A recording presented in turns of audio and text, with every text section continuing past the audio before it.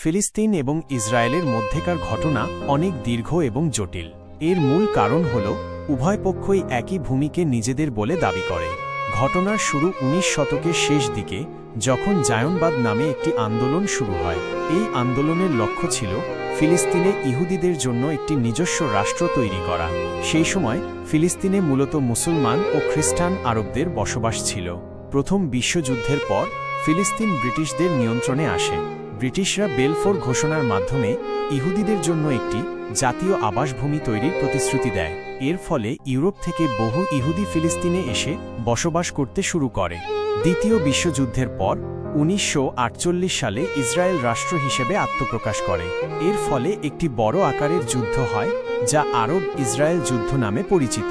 এই যুদ্ধের ফলস্বরূপ বহু ফিলিস্তিনি তাদের ঘরবাড়ি ছেড়ে পালাতে বাধ্য হয়।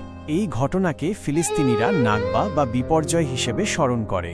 এরপর থেকে বেশ কয়েকটি যুদ্ধ ও সংঘাত হয়েছে, যেমন ১৯৬৭ সালের ৬ দিনের যুদ্ধ এবং ১৯৭৩ সালের ইয়ম কিপ্পুর যুদ্ধ।